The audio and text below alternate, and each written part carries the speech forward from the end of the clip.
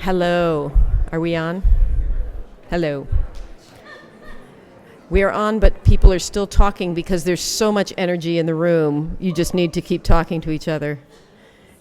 Good afternoon.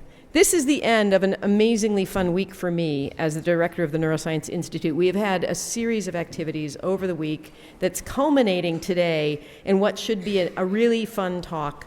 But I want to begin by thanking the staff who helped put this on. My staff at the Neuroscience Institute did all of the planning. Everything has gone off without a hitch. It's been wonderful. So I'd like to start with a round of applause for those guys.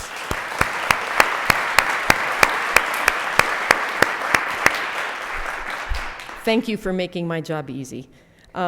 The other thing I would like to do, I will introduce myself, I guess. I'm Barbara Shin-Cunningham. I've been here running the Neuroscience Institute for the last year, and I moved here to take over this new institute and help grow it. And this week has been a celebration of that, of the Neuroscience Institute, all the fabulous people here at CMU who do neuroscience work, the technologies that they're developing, the basic science that they do, the cognitive neuroscience that they do. And we've sort of had different activities throughout the week that emphasize different aspects of that.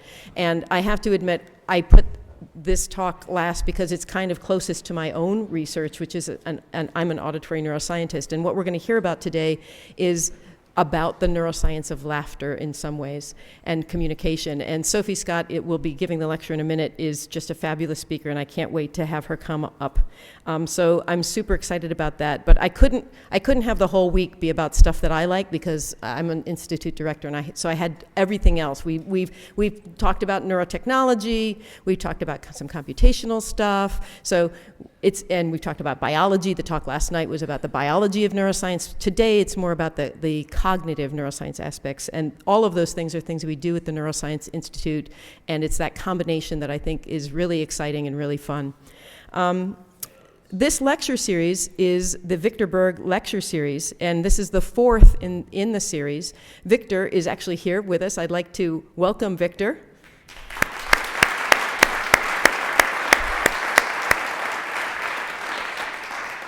Victor donated money to endow this series, and this is the fourth in the series. The series started before the Institute was a thing, back when the precursor to the Institute existed. It was a Brain Hub event. The Neuroscience Institute has taken over that name and is building a more complete program around neuroscience. But Victor was an early investor, I'd say, in what we're doing here, and believes strongly. I know I met him in New York at an event, and we had a really wonderful chat about. He really remembers his time. He's a graduate. He graduated in 1964 in physics, and he remembered his time here. One of the things that he really loved was when there were people from outside who were experts in the field who came in and inspired the people here at CMU, and that's what he wants to grow, and that's what he invested in. So thank you again for doing that for us. It's really wonderful. And I'd also like to ask, just I'm curious, are there people here from Leadership Pittsburgh in the audience? Yeah, all right. So Leadership Pittsburgh, welcome. You're a partner in crime for this event as well. Aradna Oliphant, I assume I have not had the opportunity to meet you. Thank you for coming. Thank you for organizing this. It's really great that you're here. It's a program, the Leadership Pittsburgh program, develops community leaders to make the region a better place in which to live and work. And we're incredibly happy to have so many of you here. Thank you for coming. So, on to Sophie. Sophie Scott is somebody who I've known of for years, and this was my excuse to invite her so I'd get a chance to get to know her, because everyone I knew said, she's so amazing, you will love her. She's the kind of person you will just hit it off with, and her science is amazing as well. And that's what I have learned, that I actually do really enjoy being around this person. You'll see why when she gets up on stage. Sophie is the director of the Institute for Cognitive Neuroscience at the University College London, and she's also the head of the speech communications group there. Her lab is interested in the neural basis of vocal communication, how our brains process information in speech and voices and control the production of our voice. And I actually, if you have the opportunity to grab her after the lecture, you should, because she has given her talk about this topic area numerous times, including, I learned last night, I'm going to now embarrass her, as a TED Talk. And it's fascinating to talk to her about having spoken as a TED Talk speaker. So you have to ask her about having dinner with Jeff Bezos and why she got to have dinner with Jeff Bezos, because that's worth a chuckle, so to speak. Without further ado, I'm going to turn the stage over to her to talk about the science of laughter. Let's welcome Sophie Scott.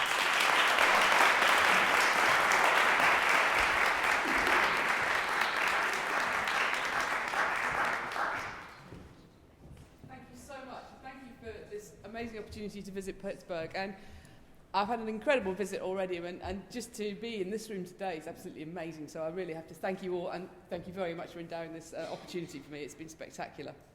So I'm going to talk about the science of laughter, and I'm going to try and tie it up with something vaguely scientific by thinking about the laughter as a sound. I suppose something I'd like to say just at the start is how much we've ignored laughter. It's a very interesting thing. There's a lot of laughter out there, and people laugh a lot, but it just has been largely ignored by science. And I think sometimes when I say to my colleagues, oh, you know, we did this study on laughter, what they hear is me saying, we did a study on tinsel and kittens and warm woolen mittens. It just sounds stupid, like it's a trivial and silly thing to do. And I think that actually that has largely been science's view of laughter. Wasn't always the case, as we'll come to. So if we think about what laughter is, just literally, well, first of all, it's a sound. And what it primarily is a sound that conveys an emotion. It's an emotional vocal expression. And there are a number of different ways humans express emotion. Classically, the vast majority of work in this area is done on faces. And I hope I don't upset anybody in the room who does a lot of work on facial expression of emotion from faces, but I think one of the reasons why people do facial expression of emotion work more than vocal expression of emotion work is because it's a lot easier with faces. You can show people photographs, and they're pretty good. So these are the basic emotions that Paul Ekman, kind of picking up on Charles Darwin's work, he showed to be, say, cross-culturally recognised. Interesting side thing here, these people are not posing facial expressions of emotion, they're actually posing particular muscular configurations, which is what Ekman was interested in. And they're good, they work. And I was working with these back in the 1990s with colleagues. This is how I got into working with emotion.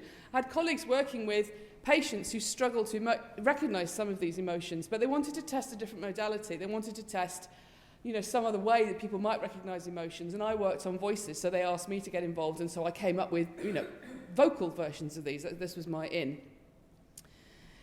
It, of course, has a much older history than this. So, in fact, this is something that Charles Darwin wrote a lot about. He was obviously famous for his theory of evolution, but he was particularly interested and wrote a whole book about how emotions could be expressed in humans and how there might be similarities between how emotions were expressed in humans and in other animals. It might tell us something about the evolutionary history of emotions rather than of species of animals.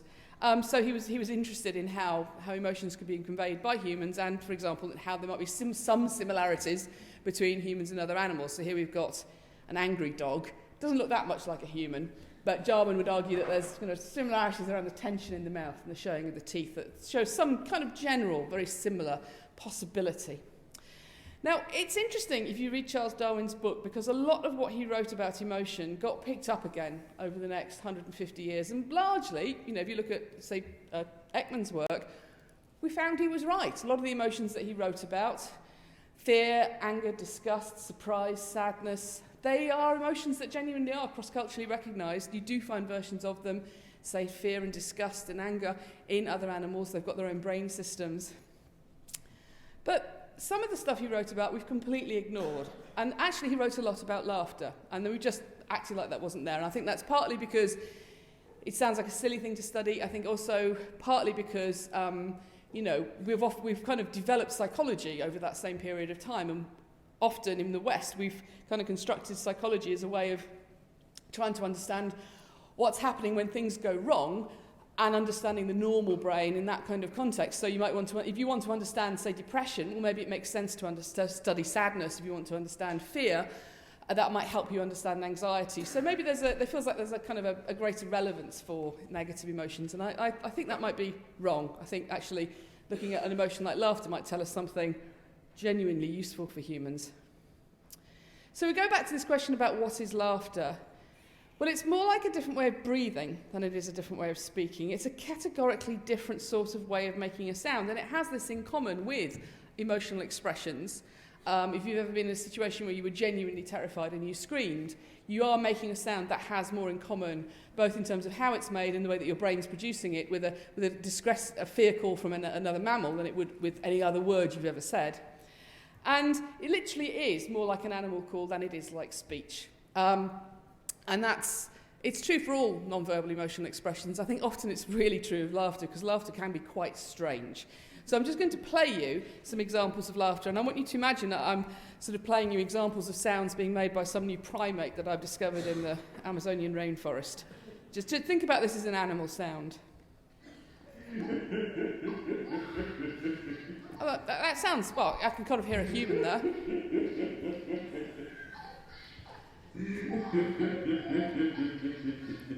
It's going to get a little bit stranger now.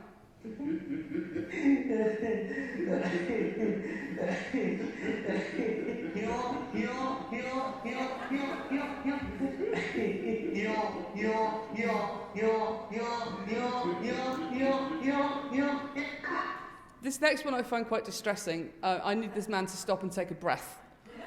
I'm genuinely worried about him.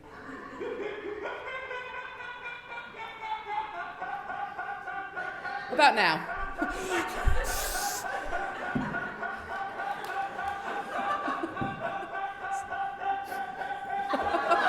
It's upsetting. Now, I think actually, in some public forum, and I think it was the TED Talk, I did express the concern that he might be dead, because he didn't sound like he was ever breathing in, and he actually got in touch with me to say, it's okay, I'm alive.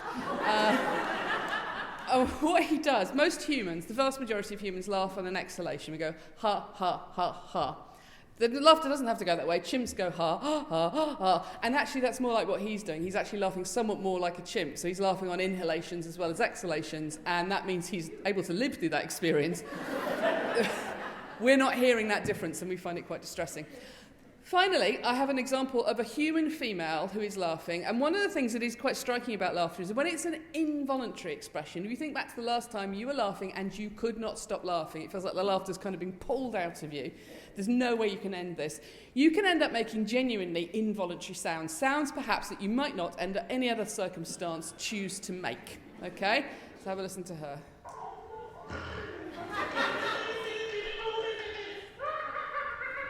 This is all her.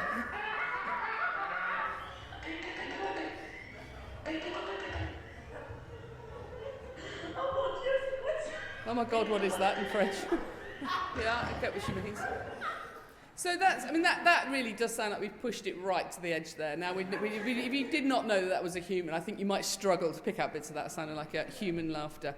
So it really is more like an animal call, because that's what it shares with other non-verbal emotional expressions, screams, sobbing sounds.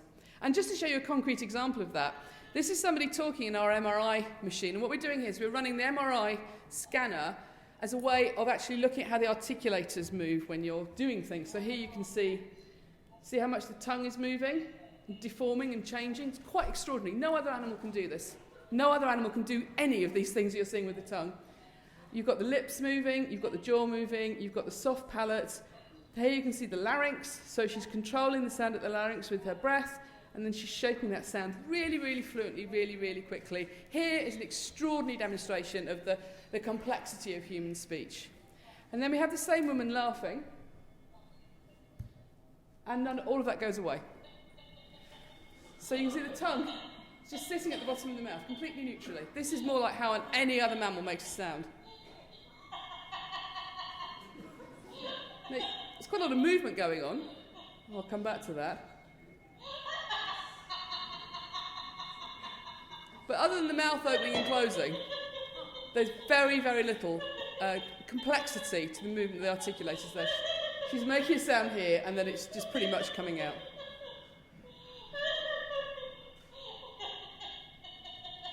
If you notice, the pharynx, the space there, is getting quite narrow.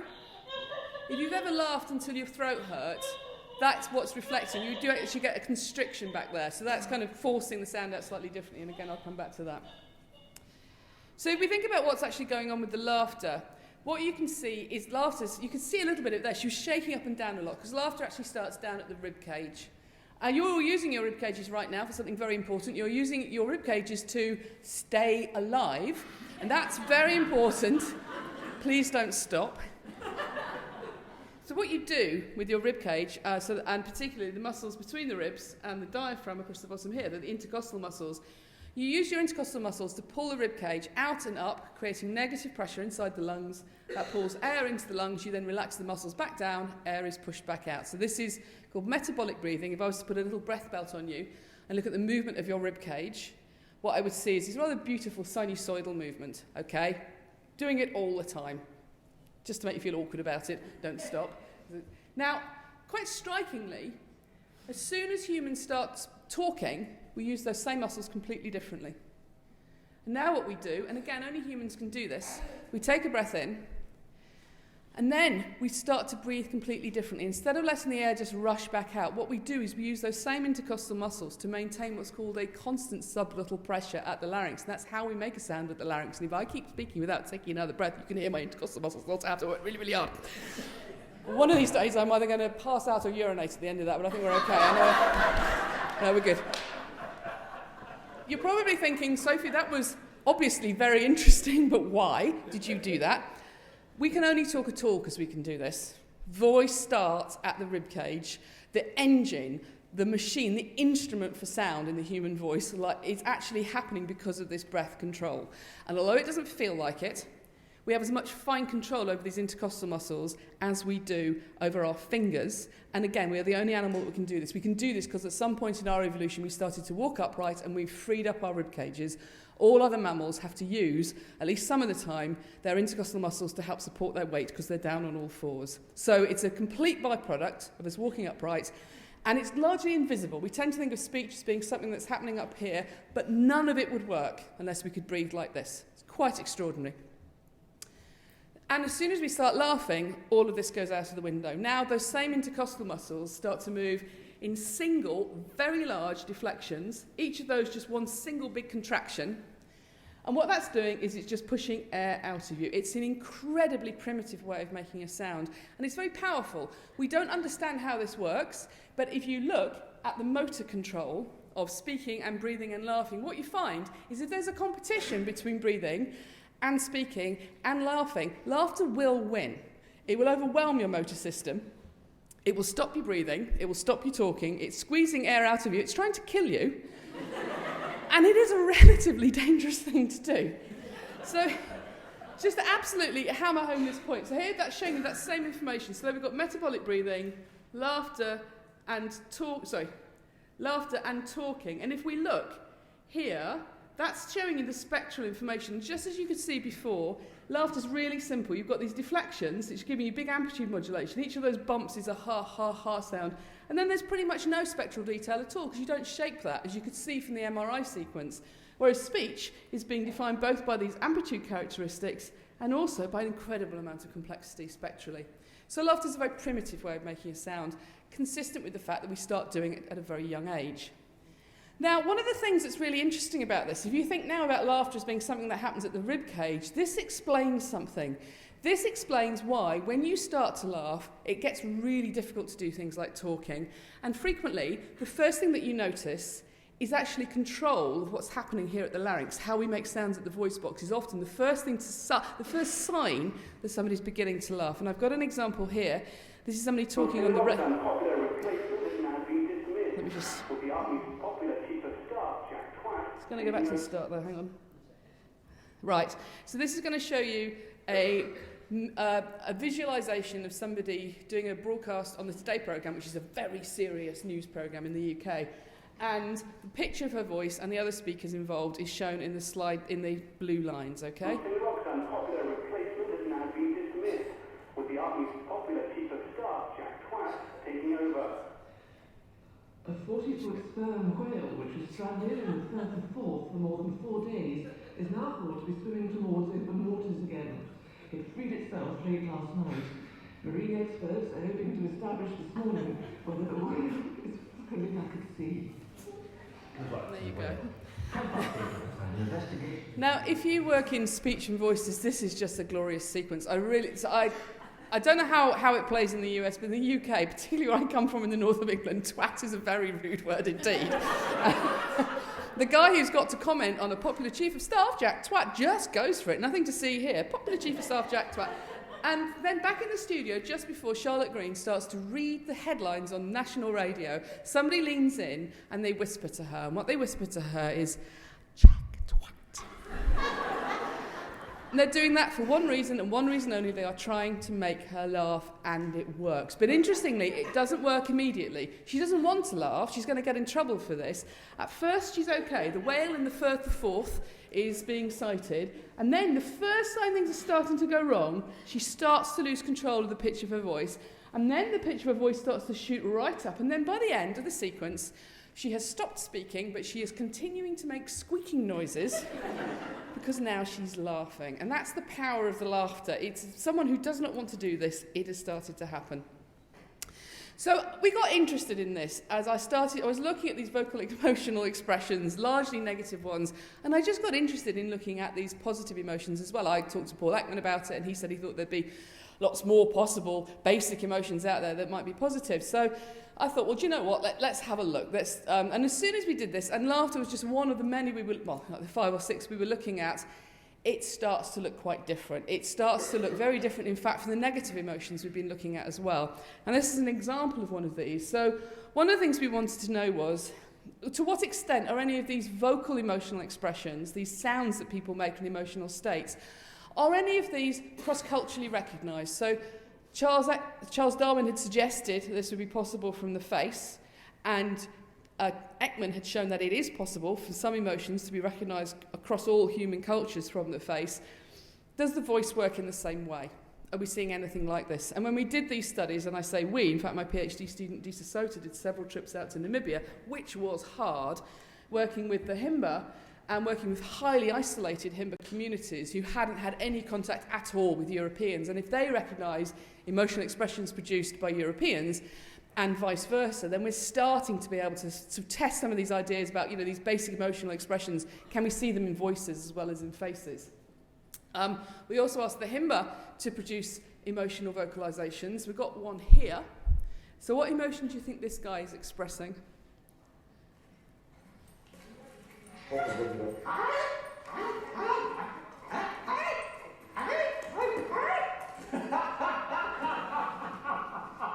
No prizes for spotting that he started laughing at the end there. That looks exactly the same. What emotion do you think he was expressing before then? And if there is anybody here from the Himba, that has happened to me. Just keep stum, okay? Don't give it away. Do you think it sounds positive or negative? So it sounds quite positive. It's kind of high energy or low energy? It's quite high. He's actually expressing triumph. So this is really interesting. This is an emotion that he understands. If you give him a situation where you might think, yes, I did that brilliant thing, he knows what you mean by that emotion. There are some emotions which are so culturally specific, you don't get this kind of ease of understanding across cultures. Here, that's not what we're dealing with. The sense of celebration is something that he's sharing, certainly with British people back in London. He knows what that means. But the scenario we gave was different, but he knows what you mean to want to celebrate something, to feel that you've achieved something. However, the expression is not recognised back in the UK as sounding celebratory or triumphant. And similarly, if you play him someone from the UK going, whee, or woohoo, which I think we've got from The Simpsons, I just need a time machine and I'll test that hypothesis. He doesn't recognise it as sounding celebratory. It's not a basic emotion. That's an emotion that is completely culturally determined in how you express it. So even in Europe, there's quite a lot of variation in how people express celebration or achievement. So according to Italians, it'd be more likely to be like a yes thing, than any kind of woohoo. And there's probably a whole other talk here, but Disa has argued that in fact we may have very good cultural reasons to not want other cultures to know when we're celebrating. We're like, yay! Nothing, don't worry. No, we're fine. So, and if we look at this in more detail, and we're testing the English recognising the Himba expressing emotions and vice versa, what we find is that we replicate Paul Ekman's work with the face, So we find that anger, disgust, fear, sadness, and surprise sounds are cross-culturally recognised in both directions. So if you're in the middle of the Namibian desert and you get vomit on your hand and you go, ugh, people know exactly what that means. The only positive emotion which is unambiguously showing the same characteristics, and we've got things like triumph, pleasure, and relief. Relief, I'm happy to take questions on. There is something complex happening there. But the only unambiguous positive emotion we can add into that is laughter. So the laughter is exactly the same, and you could hear that on that clip. And of course, as soon as we start looking into this in more detail, we realise we should have predicted this. We should have realised that laughter was a very good candidate for being a basic emotion, something that's recognised cross-culturally. To be absolutely clear, many emotions don't work this way, but it fits this criteria. Because we're not the only animal that laughs. So the origins of laughter for humans are often found in babies being tickled. That's a very, very common way of first encountering laughter in humans. But actually, that's not only true of humans. It's also true of other apes. So here we've got, I really like the look on the adult ape here. Oh, you're going to get tickled. But tickling is where you first see laughter emerging, normally by a parent, of a baby, an infant, chimp or orangutan or gorilla. It's even been described in rats. This isn't best practice. Apparently the absolute best place to tickle a rat is the nape of the neck. And obviously you can't hear rats making laughter sounds. You need to sort of reduce the sounds in pitch so we can hear them. But then you hear the sounds where it's almost certainly not the case that we are the only animals that laugh. Various people over the centuries have thought that. I think, well, what does it really look like? I've got and I want you to notice what happens when she really humorously takes them a while to get her laughing, because it's really difficult to tickle gorillas. You've really got to. But it's actually, this man has got this amazing relationship with this female gorilla, and he explains how hard it is to tickle a gorilla. Nipples. She was very interested in nipples, and she kind of tickle. Gorilla. So you can see here he's trying, and it's not quite working. Oh no, here we go. Start to look at her face and her body movements.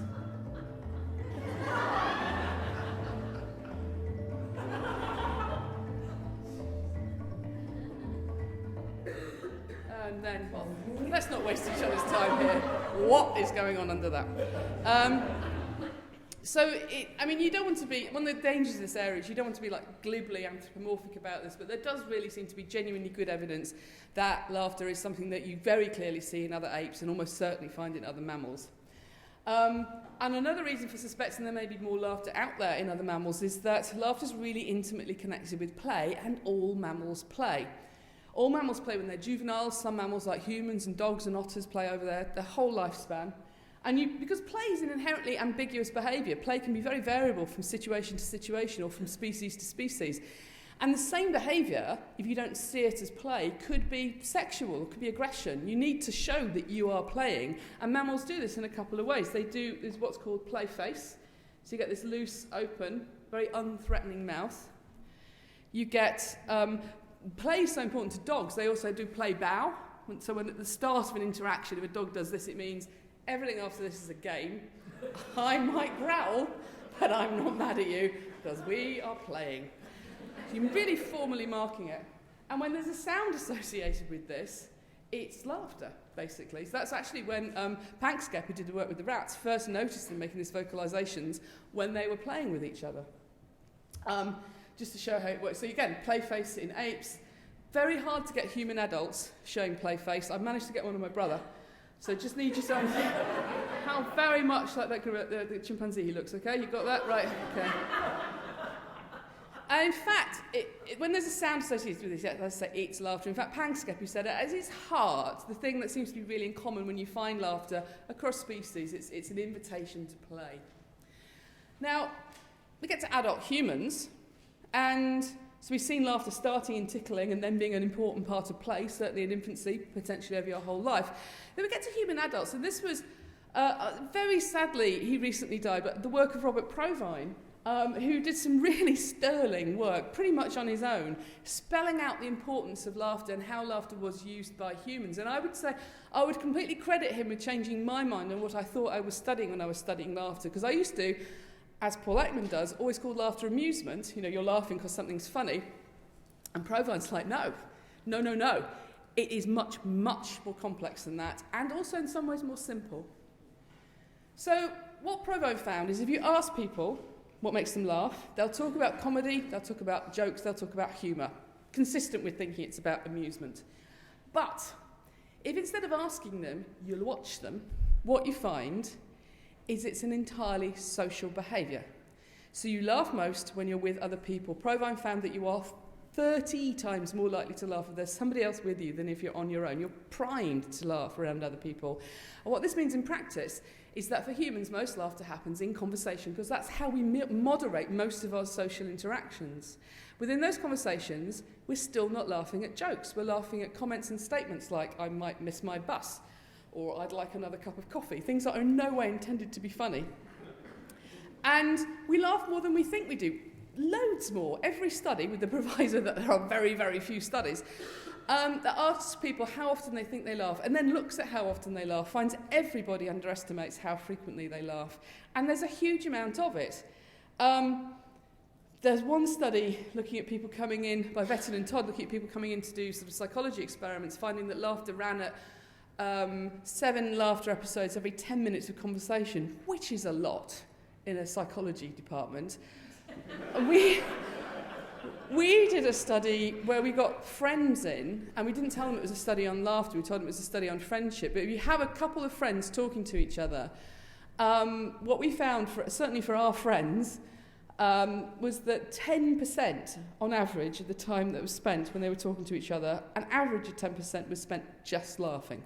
So it's hugely common and takes up a lot of the time. The work of conversation, a lot of it is spent in laughter, and all of it is modulated by how much you know the other people. The more you know them, the more you like them, the more you will laugh. And the more you'll show that in your laughter. So Greg Bryant has shown people are very good at listening to a conversation and judging how well people know each other just from the laughter. Laughter can also simply be behaviourally contagious. You can laugh just because other people are laughing. And that makes it interesting. Again, this is one of Provine's points, but it's by no means unusual in this. There are other things work this way. Yawning is highly behaviourally contagious. Coughing can be. Scratching can be. Blinking. Most of the blinks you do, you catch from other people. And we learn to do this. Babies don't do anything contagiously. We teach babies to do this. Now, we ran into this when we did a first brain imaging study on emotional vocalizations. Most of what I do is exceptionally dull work, looking at how the brain processes speech. And I just got interested in, we had a pretty good idea of the networks we normally saw recruited when people listen to speech. And I had all these emotional vocalizations. We thought, well, let's have a look, see how similar they are. And one of the things we found is that, shown up here in green, you get loads more activation of what's called orofacial mirror regions, so brain areas that are activated when you hear emotional vocalizations, but also if you were to move your own face and your own articulators to make a sound, loads of activation, and that's quite unusual. You don't see that much activation when people hear speech. But also, when people are hearing these emotional vocalizations, this priming, this motor response for sort of like joining in with the sounds, it's not there for all the sounds to the same extent. So it's highly correlated with how arousing and how positive the sounds are, which means in principle, most of the activation you get when you hear an emotional vocalization that's driving a kind of priming response is when you hear laughter. In contrast to hearing an emotion like disgust, which is highly, highly emotionally contagious. I could stand here and go, ugh, for a while, and you wouldn't like it, and I wouldn't like it. We'd all feel a bit sick. It's quite a useful metaphor for Brexit. That barely drives this orofacial mirror system at all, because maybe a few more years of Brexit, but you don't join in when you hear somebody going, ugh. You might feel a bit unwell, but you don't start going, ugh, along with them. As I say, let's watch this one change. So, that seems to be one of the things that's possibly we're picking up here. We're actually seeing this behavioural contagion. And I've just got an example of some behaviourally contagious laughter going on. This is again from a BBC broadcast. These are two men doing a cricket commentary. One of them makes a terrible joke, and I want you to listen to what starts happening to their voice after the terrible joke. Again, the pitch to the voice shown down here. So you can see already, as soon as the joke happens, the pitch of the voice of the man who's speaking, who's not the one who made the joke, changes. tried to step over a stunt. So it's cricket. Right. Modest and tried to do the splits over it, and unfortunately the inner part of his thigh must have just removed the veil. Just didn't quite get his leg over. Didn't quite get his leg over. Terrible joke. He did very well indeed, having 131 minutes. So the man who's speaking is now smiling. The pitch of his voice has gone up because he's smiling. The man who made the joke is laughing. Brian Johnson, who's speaking, manages to keep going. For 40 minutes, a useful little partnership there. They put on 35 in 40 minutes, and then he was caught by Dujon Force. Now at this point, he takes a breath, starts to speak again, and now, just like before, now the laughter gets him. And see what it starts to do to the pitch of his voice. No.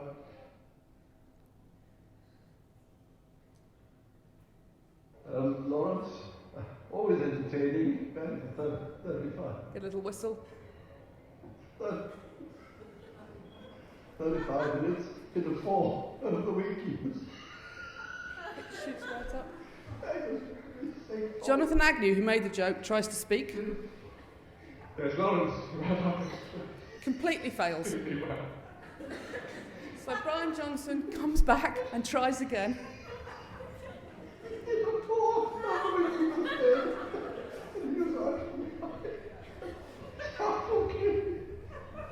And 12 minutes, then was caught by hands on pass number 2, and there were 54 extras, and hit the ball out for 419. I've stopped laughing now. So there's a couple of things that are really interesting about that. You could see as he got on top of the laughter, because they were going to get in trouble for this. They knew it. Brian Johnson went straight from this and wrote a letter of apology for the BBC, and that was not enough to save him. He got really told off. You can see as he's getting back on top of the pitch of the laughter, you see the pitch of his voice come down. He says, "I've stopped laughing now." You can actually see him getting the control back. The other thing that's quite noticeable is almost immediately they are not laughing because the joke is funny. It's a terrible joke. It is an awful joke.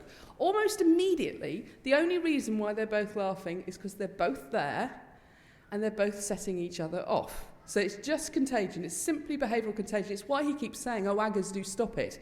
If you stop laughing, I'll be able to stop laughing.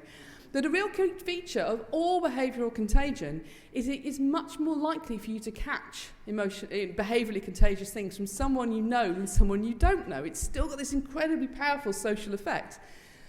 So I think one of the other things you can now see here is that those men are not just laughing because they're both laughing. They're laughing because they're both there and they like each other. They know each other. You're actually hearing friendship working over the years.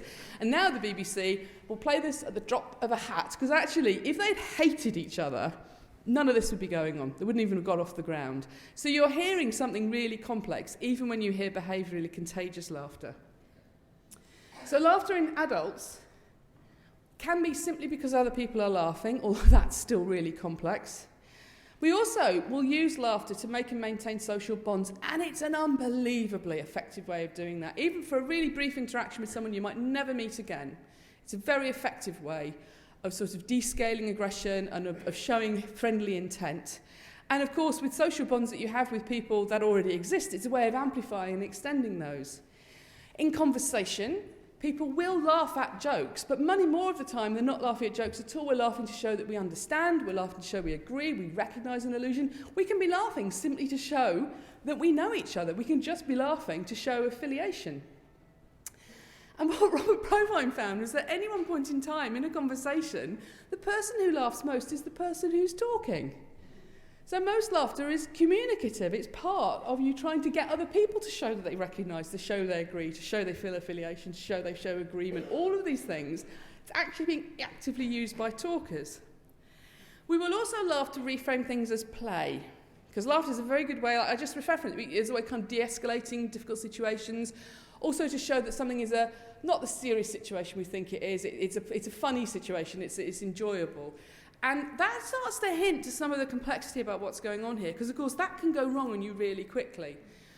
Just before, I'm sorry to take you on this painful journey, but I'm just going to say I'm dealing with Brexit, so I do, before Donald Trump really came to the forefront of everybody's imagination as a sort of global sex pest with that recording where he was maundering on about taking women shopping for furniture. And that was kind of caught everyone's imagination. But that summer, there'd also been a lot of people coming forward and telling stories about, I think this guy who was head of news at Fox News, who was like a serial sexual pest at work. And he had a very formalised way of approaching women and kind of propositioning them. And women started telling their stories. And one of the things that's really noticeable about that was the number of women who said, when he'd first said this to them, that they laughed. Because actually, in many situations, that's a really effective way of saying, oh, I know you don't mean that. I know you're being hilarious. And obviously, I know you wouldn't really mean that, because that would be, quite difficult to deal with. So it's giving him a face-saving way out of the situation, whilst you can pretend that you saw nothing more sinister going on. But of course, it gives him the opportunity to say, she's fine, she's laughing, she's up for it, It's very ambiguous. The social use of laughter can be incredibly ambiguous, and I will come back to that. So we've got this behaviour that we think is mostly about amusement as a culture, but which is primarily something that lives in social settings. It is a thing that lives in interactions, and it doesn't happen randomly. You laugh when you feel safe. You laugh when you're with people that you like, with people that you love. And you'll also use laughter to try and manage the emotional tone of interactions. But it's also incredibly interesting how quickly we can drop in and out of it. So this is just some people who come in for this study on friendship, where in fact we're looking at people's laughter. So these two guys are friends, and the experimenter is explaining to them that they're being filmed, and she's about to ask them to have a conversation. The conversation is about how they met each other. Just look at how frequently they start laughing, particularly when she leaves the room. Probably again, this is a slightly weird kind of response in there. They keep going in and out of it really quickly. So the laughter keeps appearing and then disappearing.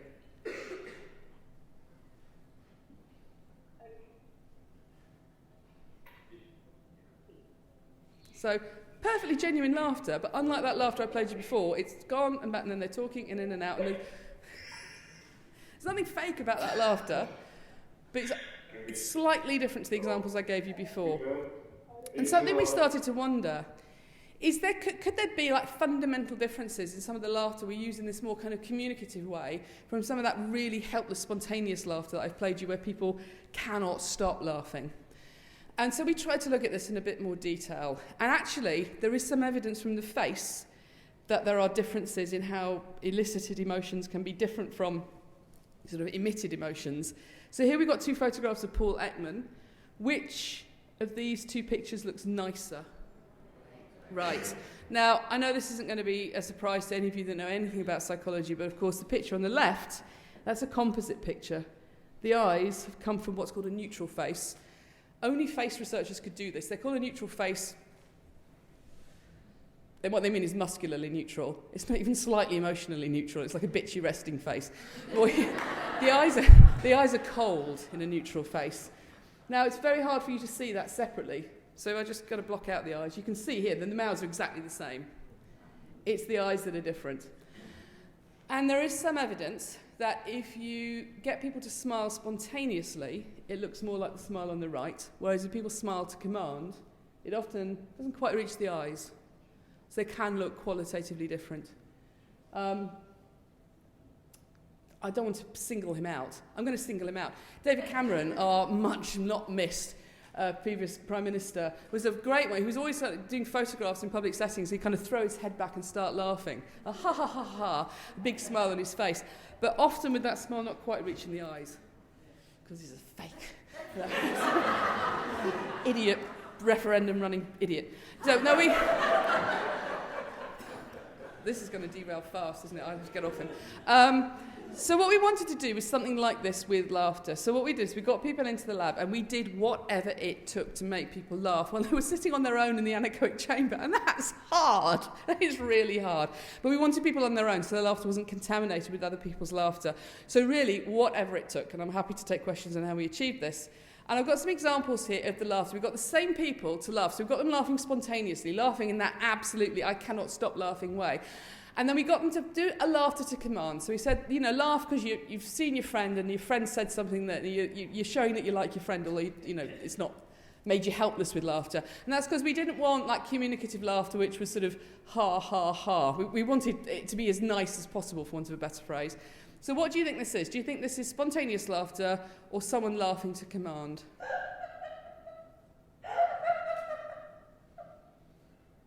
Spontaneous. That's me laughing. I've got an incredibly high-pitched laugh, and that one of the ways you can tell is that is me laughing in an involuntary way. I could never sing that high.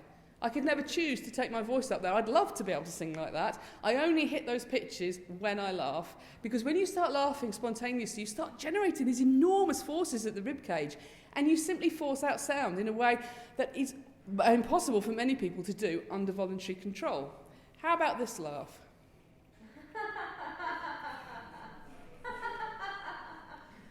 Does that sound spontaneous? It doesn't, does it? So that's someone laughing in a more socially communicative way.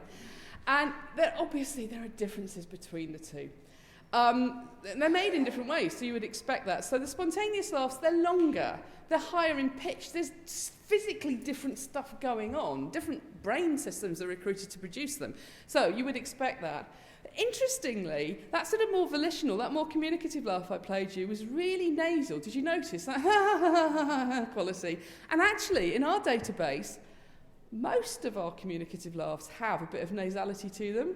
So people are actually marking it. People are showing, I'm giving you this laughter. Because in the real world, most of the laughter you encounter is this more communicative, more volitional laughter.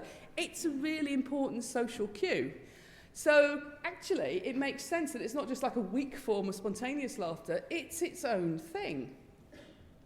We chucked people into the brain scanner. We didn't tell them it was a study on laughter. We tried to do everything in our power to distract them from this by putting in lots of horrible disgust sounds. Doesn't matter. The brain responds differently when you hear laughter, and critically, it responds differently when you hear the two different kinds of laughter. So when you hear the spontaneous laughter, shown in blue, you get a lot more auditory cortex activation, possibly because you hear sounds you never hear in any other context when you hear spontaneous laughter. And I was worried that we would get a lot less activation to this more posed laughter to command. But actually, no. If anything, we get more activation. But now it jumps out of auditory cortex, and it's in medial prefrontal cortex and the dorsolateral thalamus. Brain areas associated with, for example, mentalizing, thinking about what somebody else knows. And I think, again, this is pointing to the importance of laughter. If you hear somebody laughing in a way that is clearly not spontaneous,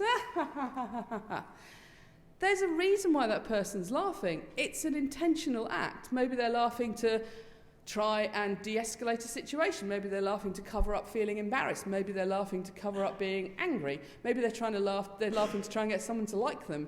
Maybe they're laughing to try and get someone to like them, to show that they like them. There's a kind of a hall of mirrors of complexity of the intentional use of laughter. And even if you're having your brain scanned, if you hear one of these clearly more non-spontaneous laughs, you're trying to work out why that person's doing that, because it is probably one of the more important sounds you hear.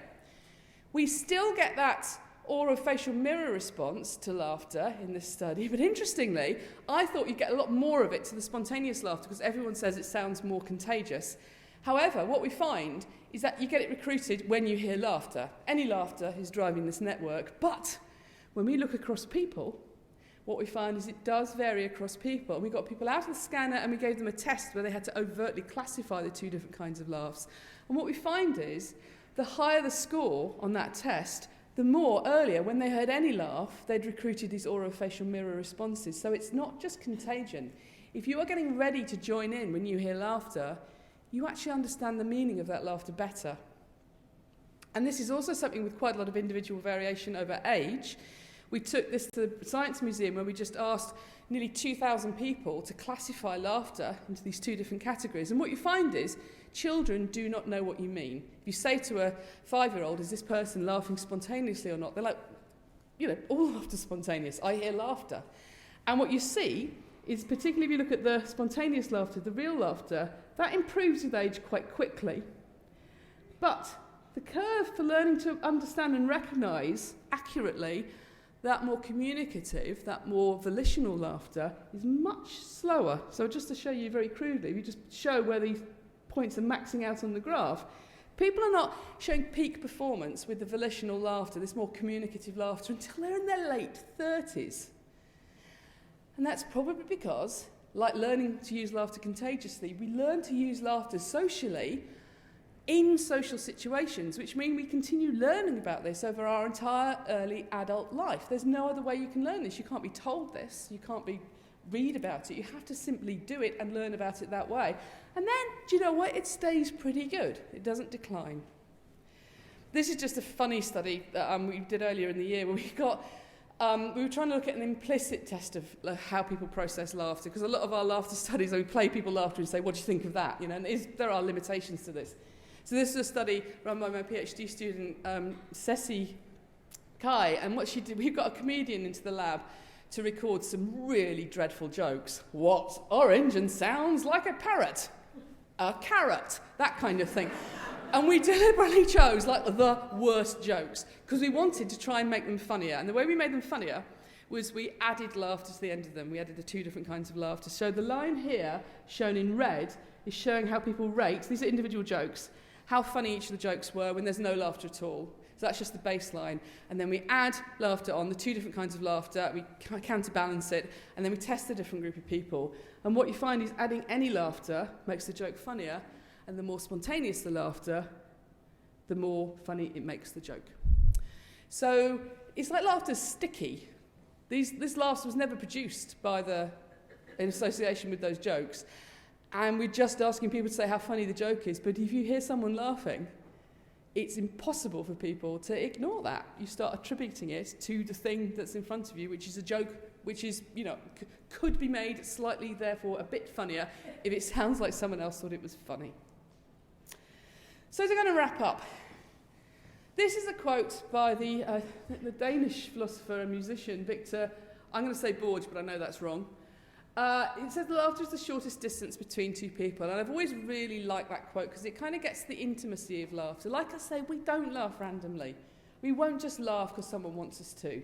We laugh with the people we love. We laugh with the people we like. We laugh in situations where we are comfortable with that use of behaviour. And you can't just demand it of people. But it may be even more important than that. So there's really interesting work coming out of Robert Levinson's lab over in California, where he has been studying emotional processing for decades. And one of the things he's been doing is looking at couples and tracking couples longitudinally. So it's very heteronormative. They're all married couples, but they're genuine people from the community. They're not all his colleagues or something strange like that. And what he does is he gets the couples into the lab and he wires them up to a polygraph so you can see what happens to things like their heart rate and their galvanic skin response. And then he stresses them both out. And the way that he stresses them out is he says to one of them, tell me something that your husband does that irritates you. So just run that one through your head for a second to the face of your life partner. Here's something that you do that I find irritating. And you immediately see both members of the couple become stressed by this. It's designed to be stressful. That unpleasant feeling occurs and it's starting to change your physiological responses. What he finds is couples who deal with that unpleasant sensation of stress with what he calls positive affect, but most of it's laughter, they not only immediately become less stressed, you see both of them physiologically get less stressed, but also they're the couples who stay together for longer and are happier in their relationship. There are other ways you can deal with this. The couples who deal with it by kind of closing it down or getting aggressive, they don't feel better. But also, importantly, the positive affect, the laughter, only works if both members of the couple do it. So if one person's going, it's a I do story, all right, whoa, and the first person's going, you've just got to stop, I can't take another minute of it. No one feels any better.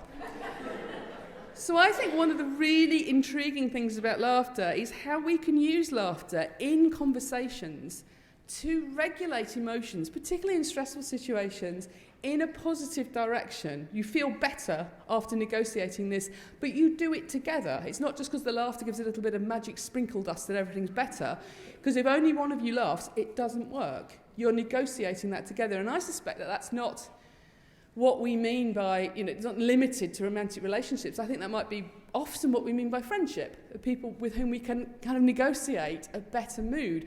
And if you think about that, and you think about the importance of conversation and talking and using sound to communicate with each other, we've known now for a few years that one of the single biggest risks, the single preventable risk for dementia is losing your hearing in adulthood.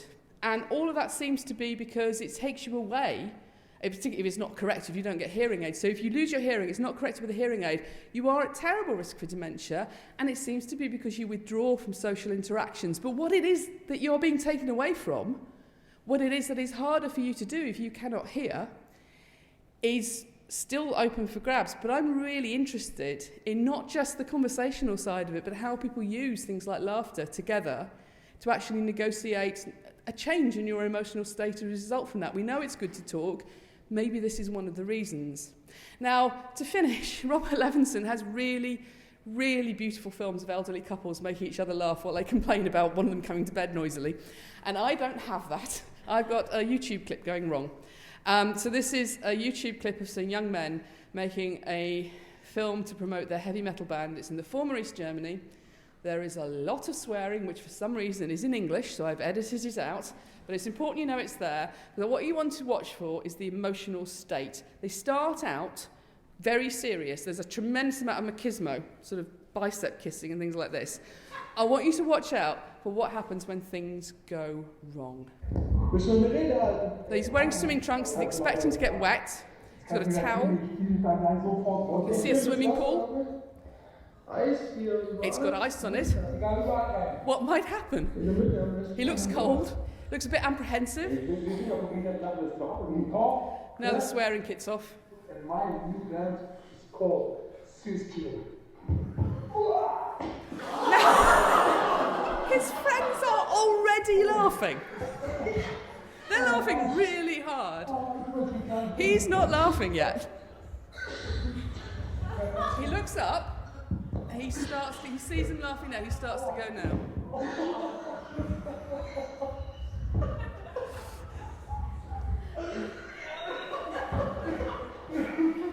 Notice how he can't stand up. He's got very weak.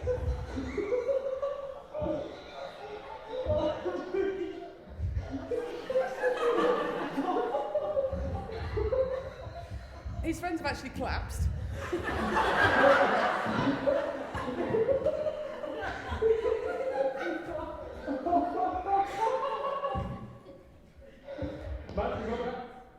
So one of the really nice things about working in laughter is people send me videos and clips and say, here's an example. I've been sent this a few times by people saying, here's Schadenfreude. You know, we laugh because something goes wrong and it's funny. And of course, something does go wrong. What they're expecting to happen, him going through the ice and, it's all cold, that doesn't happen. But it is more subtle than that, because if you watch, the mood is quite serious. And then as soon as what they expect to happen, he goes through the ice, as soon as that doesn't happen, he doesn't go through the ice, he smacks his backside hard. But also, there isn't blood and bone everywhere. As soon as that's clear, his friends start laughing. And he doesn't laugh at first. And then you see a couple of beats, and the laughter starts to work. And what you're seeing is all that working. This isn't an elderly married couple. These 3 idiot friends from East Germany. But the laughter works. The invitation to play. And instead of being embarrassed, instead of being hurt, instead of thinking, stop filming me, the invitation to play works. And he laughs too. And by the end of it, this has been hilarious. This is what we meant to happen in the first place. And if you don't believe me, imagine watching this video in these 2 different scenarios. Imagine him running around covered in blood on the ice going, Henrik, this is hilarious, while his friends are going, you've got to come from there, look, you're bleeding, stop it. Or if he was lying there with a visibly broken leg while his friends laughed that hard and he was saying, please help me, it would be unwatchable. The thing that is making this enjoyable, in as much as it is enjoyable, is watching the laughter work. You're watching friendship do its job. And I think that's a critically important... I'm not going to upset everybody with this. I've got some nice examples of this being used by politics, but I think I've run out of time. So to go back really to square one here, Charles Darwin, as I say, wrote a lot about laughter, and he thought that laughter was a sign of joy, an expression of joy. And if you want to think of play as joyful, I suspect we haven't really redefined it in a way that's come too far from Darwin. I think the only thing I would add is that it's really important to think about what that joy might be doing in terms of our communications and what that's also doing to our brains. But also that this is not a joy that happens in isolation. It's a social phenomenon all the way around. Everything you've seen affecting laughter is a social aspect of it, from contagion through to friendship, from play through to tickling. It's a social behaviour. And it's an incredibly important one. It's the first one we really learn to use carefully and skillfully. By the time babies are 1, long before they're talking, they understand their parents' laughter. They will use their parents' laughter to work out if a situation is dangerous or not, and they will do things to make their parents laugh. We're using it communicatively long before we're able to use language in such a way. So I think it's probably worth starting to take laughter a bit more seriously, even as scientists. Thank you very much.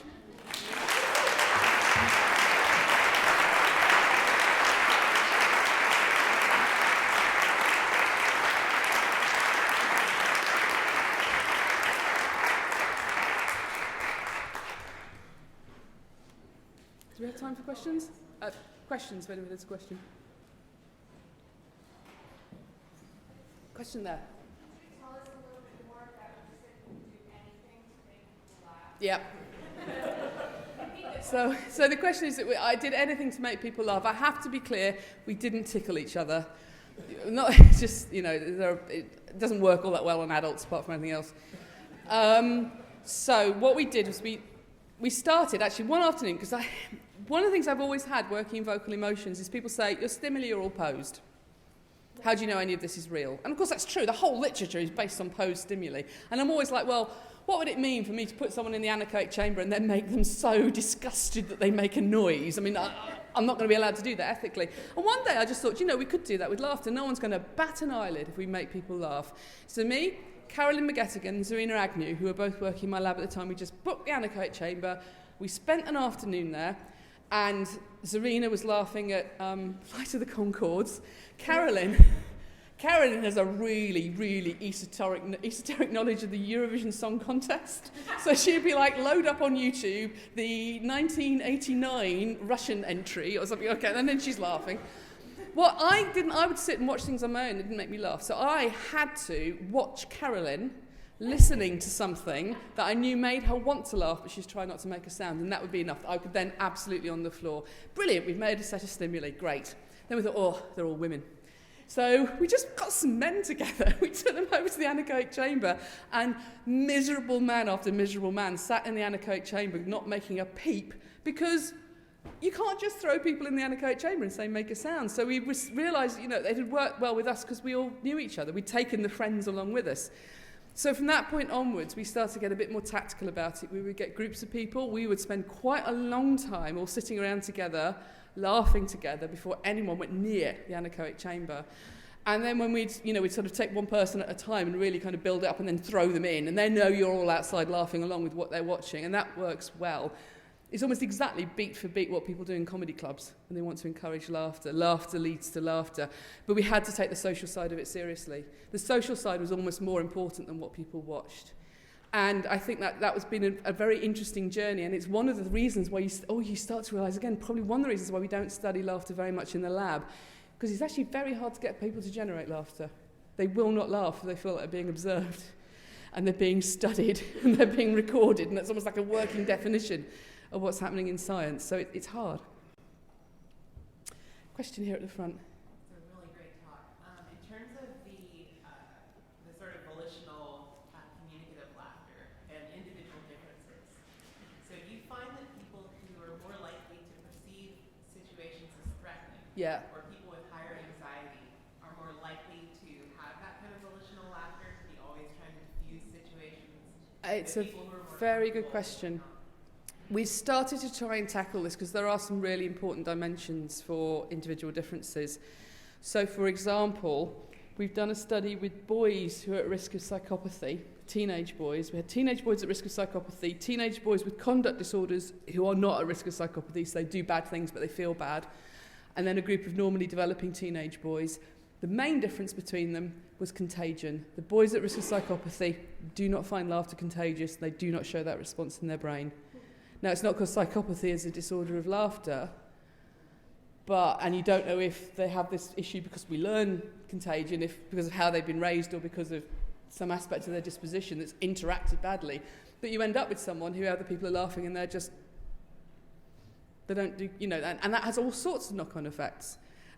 I know it's a film, but that bit in Goodfellas, when Joe Pesci's character suddenly stops laughing, goes, "What am I joke to you?" and everyone's trying to get him laughing again, and it doesn't do it, and it's awful. It's that kind of dynamic.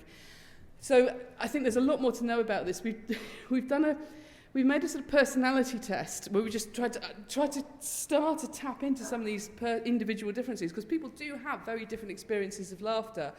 So we generated, we thought of all the possible things people might say about laughter, and then we refined that down until we ended up with about 3 factors. One of them is about understanding your own use of laughter. One is understanding how other people use laughter. But by far, the biggest one, the biggest, sort of strongest variable that mops up most of the variance across humans and laughter is how much people think they laugh. And people vary massively in that. People really think they laugh a lot or they don't laugh a lot. It correlates with personality. So agreeable extroverts think they laugh a lot, but it still doesn't correlate very much with behaviour. So everyone is still laughing more than they think they do. So it's more like a kind of a personal view of yourself rather than anything about your actual laughter. So I'm really interested in understanding more about that. So how, the kind of complexities of how people actually use laughter and what that might map onto. Because I think the case of psychopathy is showing us something quite interesting about an absence. But what you're suggesting is a presence, people using laughter in a strategic way, for want of a better phrase, that might relate to their emotional state. And that would be really interesting. The question just behind you. Do you think there's any health benefits to laughter? I think people have claimed it. There's definitely there are changes in your body when you've been laughing, so you can tolerate pain more when you've been laughing, because you just get that same exercise hit of endorphins that you get from any physical activity. You also get a reduction in adrenaline, and you get, on a longer time scale, a reduction in cortisol, so you are more relaxed when you've been laughing. You feel better when you've been laughing. But I think there's 2 problems in translating that into health. One is that it's never been scaled up to something that shows an actual believable difference in health, probably because actually, as I say, asking people how much they laugh isn't very useful. You have to look at them, so that's hard to do.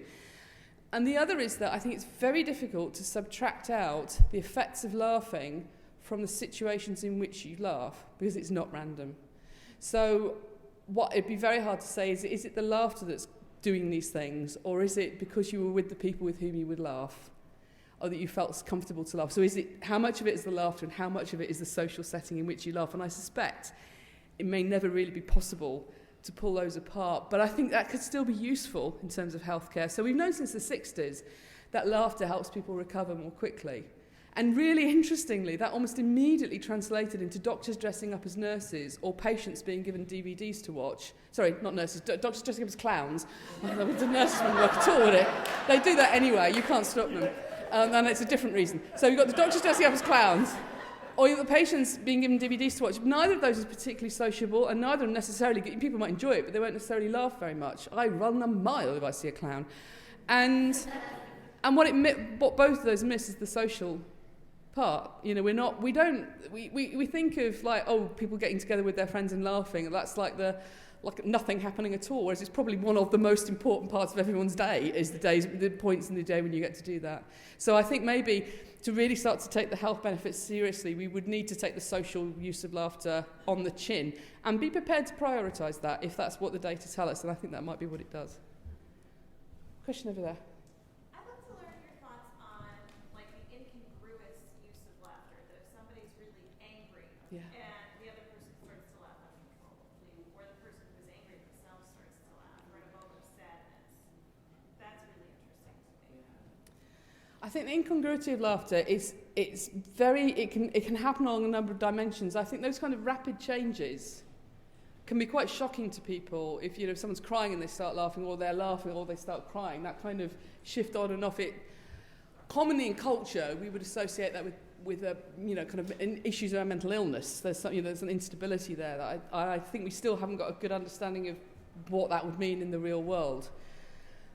I think also incongruity in laughter can be due to people. Have you ever come across nervous laughter? Now, I think sometimes nervous laughter is people trying to use that kind of emotion regulation sense of laughter, and no one else happens to join in. A very, very famous psychologist once tipped a whole pint of water all over me in the drink session, not deliberately, he didn't stand and pour it over my head, he just knocked it over me. It was the start of the evening and I was just drenched, and he was going, ha ha ha, it's just water, and I was going, I think I'll be the judge of that. And I was having none of it, you know, so that made his laughter sound more nervous. If I joined in, ha ha ha, it's just water, it would have been fine. So that happens, but I think also some people do laugh in a genuinely shocked way. So somebody sent me an email about a situation, choose my words carefully because it really happened, but they'd been at work in the weekend with them and their manager, who's a man, and there's an accident outside. They go and deal with the accident, it's a car accident, and in the course of this, it turns out someone's dead. So a bad day gets much worse, police, everything, da-da-da-da. And she and this senior man go back into work, at which point the senior man became absolutely hysterical with laughter, completely uncontrollably screaming with laughter.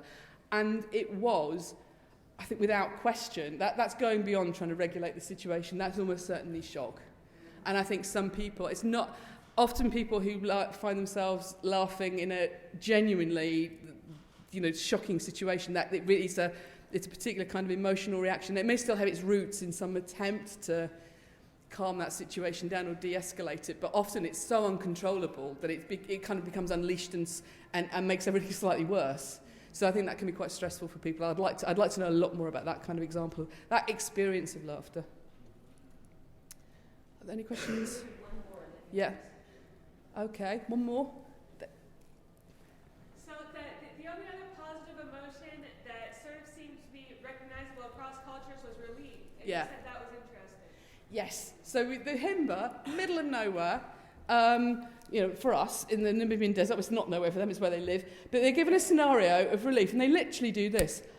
And it is exactly the same as relief expressions and movements that you see in... We don't tell people to make... We give people scenarios and we ask them to make sounds that go with the scenarios. So to my eyes, it was incredible how similar the relief sounds were and expressions were for the Himba and for the English. And if you look at the data, what you can see is the Himba were recognising English relief at a, you know, nearly above chance level, and the English were definitely recognising the Himba at an above chance level. But we also had, you can't see it here, so this is what you can see. So relief is crossing the line. Relief is being recognised. Better by the English from the Himba than the Himba by the English, but it's a lot better than, say, Triumph. And what fouled this up was we also had people listening to, you know, with English rating the English and the Himba rating the Himba. So we've got English listening to the Himba listening to the English listening to the English, classifying that, and the Himba listening to the Himba. The Himba will say that the English are producing relief sounds. When you play the Himba sounds, they go, don't know what that is. But almost certainly what we've run into there is a display rule.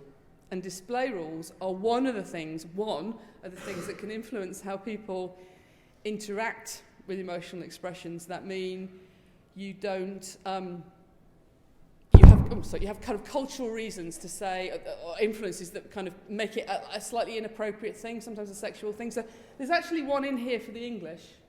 So these stimuli here, the pleasure sounds, all these other sounds from the English speakers we have from men and women. We were very careful to have the same number of men and women across the board. The only situation where we could not achieve this was the pleasure sounds, because we'd play people female pleasure sounds and they would say, yeah, sounds like pleasure, men and women. We'd play the male pleasure sounds and everyone would go, don't know what that was. I've got no idea, play me something else immediately. And that's a display rule. So there's something like that going on for the Himba, for relief. You run into them all the time. We have a display rule around crying in British English. As listeners, people don't like crying. They will, if you play people really crying, they go, again, don't know what that is. So they're interesting in and of themselves, and it suggests there's a lot more. There's some other meaning that relief has, that possibly is a sexual meaning for the Himba, that means they are not as comfortable making decisions about that as they are if they're confronted with that same emotion but being presented by someone from a different culture.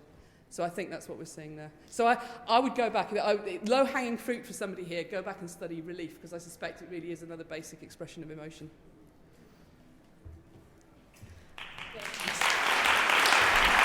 Wow. Sophie, that was awesome. That was just an amazing talk. Thank you enormously.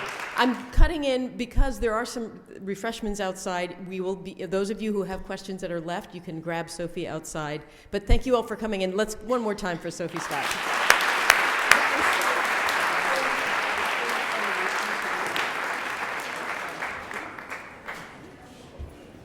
Great questions.